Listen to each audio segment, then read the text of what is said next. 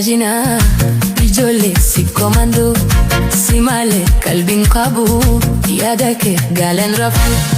qalbiin fuute akkam ta'e rafa baroobenna eegi borga baya dhufa qalbiin fuute akkam ta'e rafa baroobenna eegi borga baya dhufa.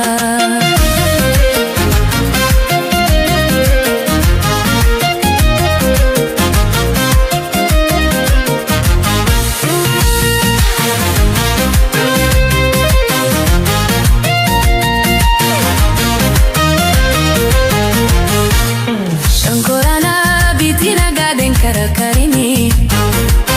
ansi malen kabu bulonan karatarini disholi de songiraba oli tangiraba oli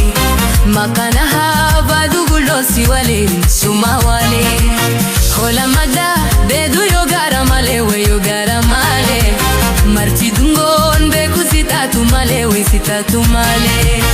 ansi male kaberanjarane machalik tadapi kotu male bala bale sofu mari mola kotu badi fuda dunangali fita chugo daini gotuma jibana mankabu abonguma bale da chingota mi alone madaga fantu ramone seiko chidijile suma farsa abija besi kumanza anajila talbinga kagele bolonchana gamisa namata parene chase ko bawalabo akambo de gara ni lanfata parene chase ko bawalabo akambo de gara ni lanfata.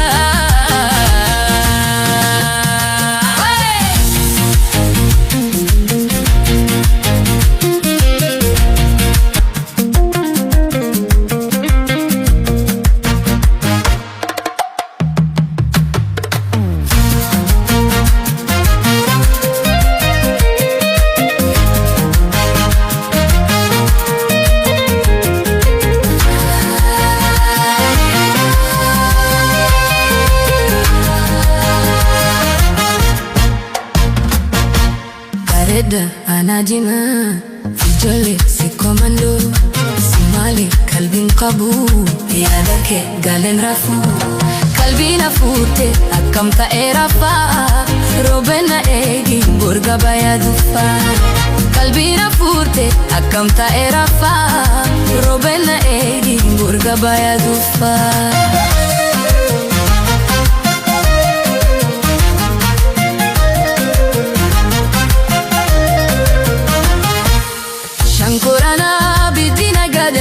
Karini ansi malen qabu gulonan karatarini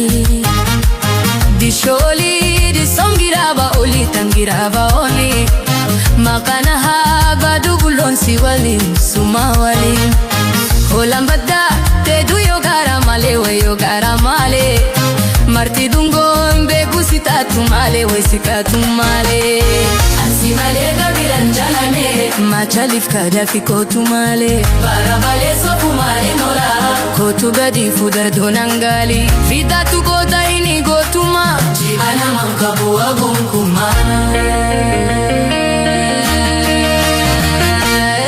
vale da jingoda biaroni umambada famtu horumoi sitoti bekile suma farsa lakicha besi bimansa anajina talbinda kajele ololchana dami salamata mare de chasiko dawalabu akam gode